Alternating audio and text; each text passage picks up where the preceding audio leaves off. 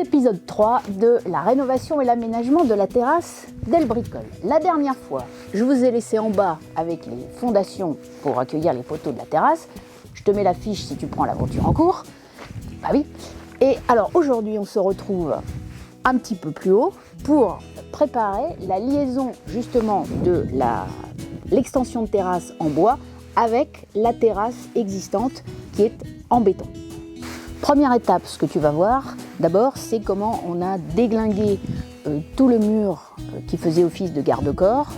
45 cm à peu près de large, on l'a tombé sur 10 mètres hein, et on l'a tombé dans la partie jardin qu'il y a juste en dessous. Il a fallu s'organiser pour ça. Deuxième étape, pour répondre à la consigne du charpentier, cette fois-ci donc en haut, il nous a fallu, avec l'aide de mon ami Olivier, préparer des semelles béton avec un anthrax précis pour accueillir les solives de la terrasse en bois. À l'heure où je te parle, le charpentier n'a pas vu, autant il a vu les fondations en bas, il est venu déposer le bois, mais il n'a pas vu ce qu'on a fait là. Et comment te dire, je suis d'une nature très confiante et optimiste, mais il y a là comme un petit vent d'inquiétude, une brise, un souffle, juste un souffle d'inquiétude parce que Olivier et moi on a quand même bien galéré, l'environnement n'est pas facile, on est entre 3 et 4 mètres de haut, il y a le vide là, et pour particulièrement la mise à niveau, je ne suis pas sûre qu'on ait fait vraiment les choses dans les clous. Alors tu vois, j'habite à un hameau, on est à peu près 20 pommes, hein. On est tous bricoleurs et quand il nous manque un truc, il suffit d'aller voir à côté si toutefois il n'y a pas. Et là, c'est un voisin qui m'a sauvé la mise avec une règle de maçon de 4 mètres. Aïe, aïe, que j'ai pas ça à la maison, ça c'est sûr. Ça m'a particulièrement aidé pour la mise à niveau sur une longue distance.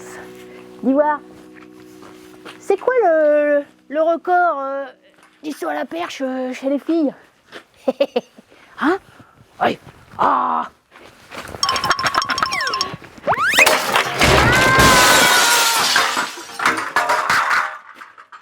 Coucou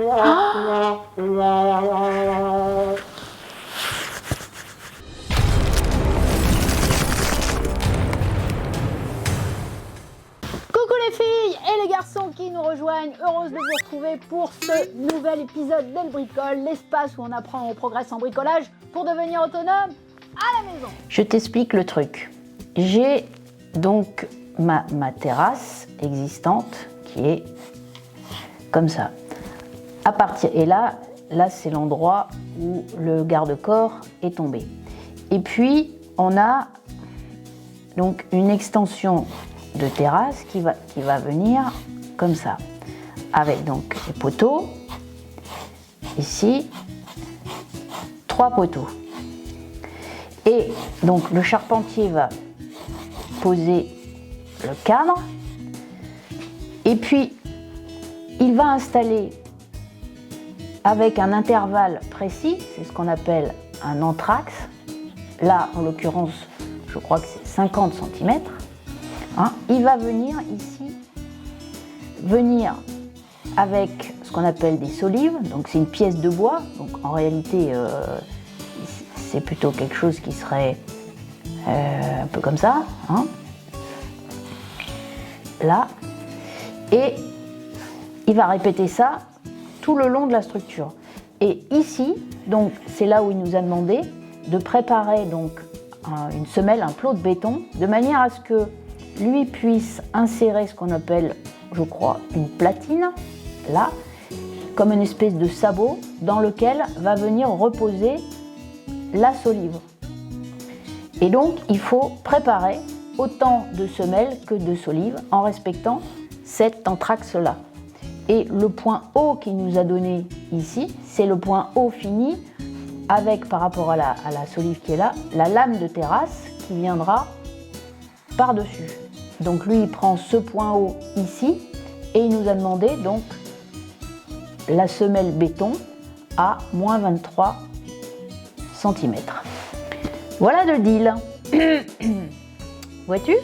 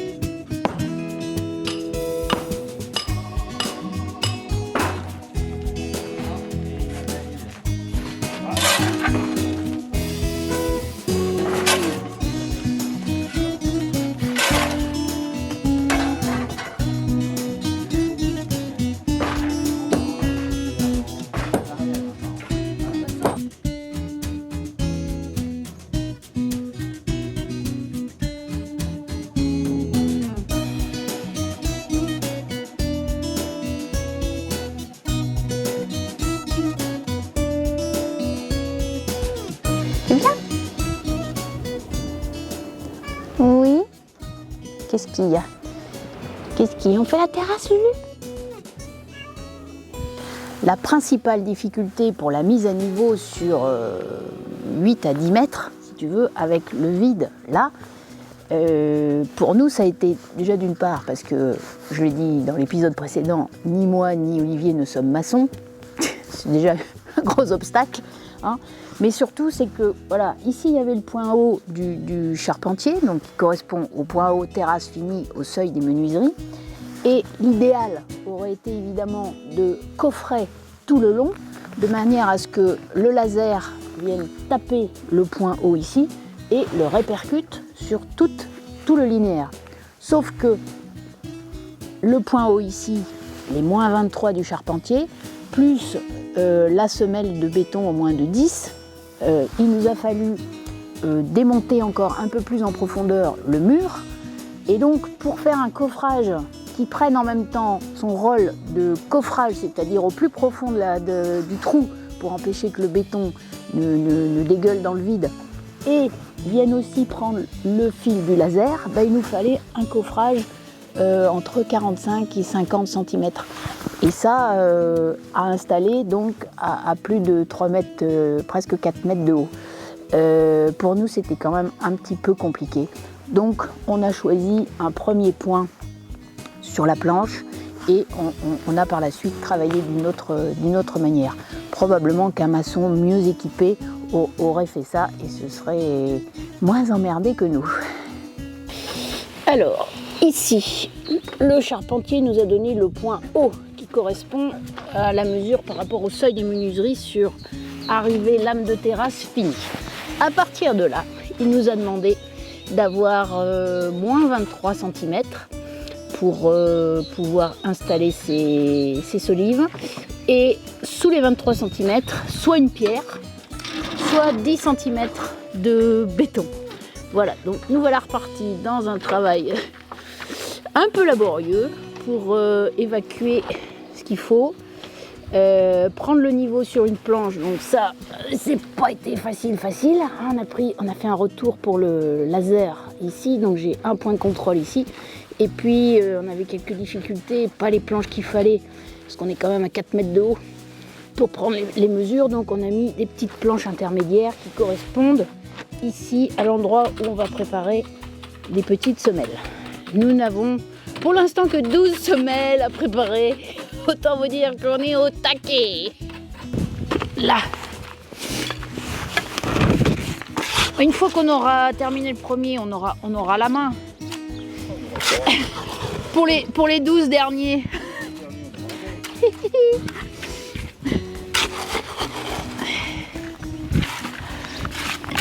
Alors là, je remplis donc ce premier trou. Je vais m'apprêter à tester pour avoir nos 23 cm.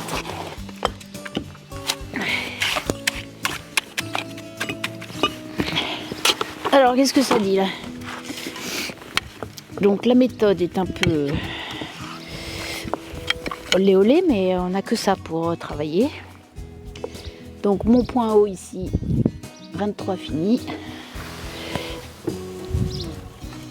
Oh, dis donc, Olive! Ouais, pile poil. Là! Pile poil. Ça peut pas être mieux. Il faut bien faire plat. Eh oui. Ça, c'est. Oui, je sais faire ça, plat. Là.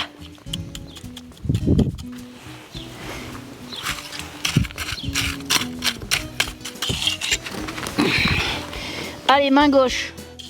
On y va.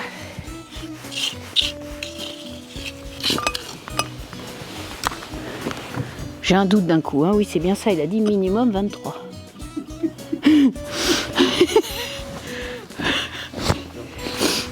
Non, mais...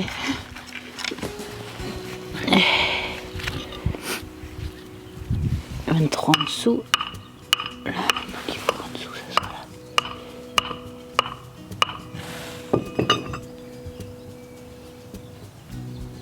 Oui. Allez, on va dire ça pour... bon pour le service, pour le premier. Alors, le béton, les filles, si vous avez un coup de main, c'est bien, hein, parce que ça reste quand même quelque chose de très physique. Alors là, je fais un peu à la pelle. Et je veux dire, ça tire sur les avant-bras. Et alors à la truelle, on n'en parle même pas. Mais quand même, moi j'alterne les deux parce que physiquement je tiens pas. Parce que la brouette c'est bien. Pas gentil hein, mais c'est ce que je veux dire.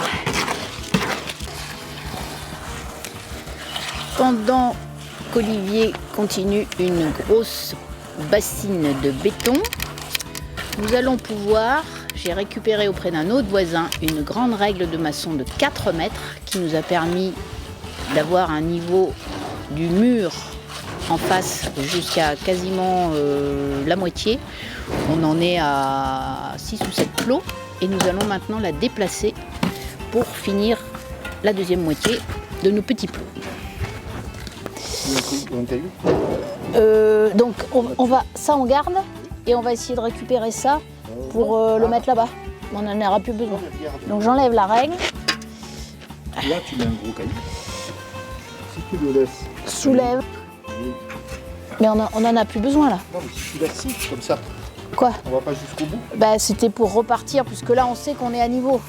On peut repartir de celle-ci et aller jusqu'au bout. Sauf qu'il nous faut des cailloux. À peu près. Oh là là, on est pas mal là. Là. Bon. Oui, peut-être que celui-là. Peut-être que ça. Attends. Là. Tu passes là? Oui, voilà, il va falloir mais la remonter encore. Genre, essaye ça. Là, ça fait beaucoup, non? Non, on n'y est pas encore. Ah bon? Ben non, ben, c'est 4 mètres. Hein. C'est le dernier trou. Il va un peu nous emmerder celui-là parce que c'est de la dalle, tu vois. Donc il faut y aller au perfo. Il faut que je fasse péter juste une petite partie là pour enfin mettre ce dernier plot à niveau des 12 ou 15 autres à côté.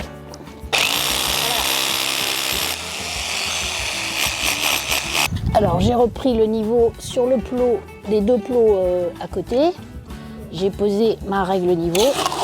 Je vais balancer un peu de pâté. Donc, comme la base c'est un morceau de dalle, on n'a pas eu besoin de trop creuser. Je vais juste mettre à niveau avec mon testeur.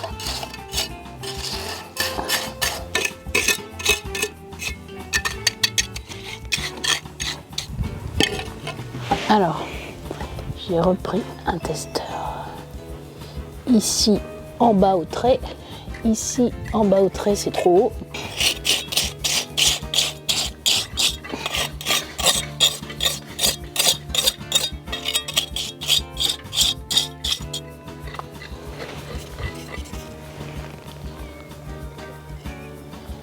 Là, c'est pas mal. C'était le dernier plot. Donc maintenant, on fait les à côté. On bouche, on remblait de manière à refaire à peu près un mur de façade qui soit correct, bien que il va y avoir la terrasse, donc on verra rien, mais au moins pour solidifier l'ensemble. Ah, on a presque fini. Voilà, donc tout a bien séché. Il manque quelques points, mais voilà, les points c'est pour marquer un peu l'anthrax. Donc à l'œil, il y a du très grossier, ça ne concerne pas le charpentier. Et puis il y a des plateformes, par exemple ici. Là, tu vois, là il y a une belle semelle qui fait, je sais pas, 20 par 15 à peu près, dans laquelle va venir s'installer une platine.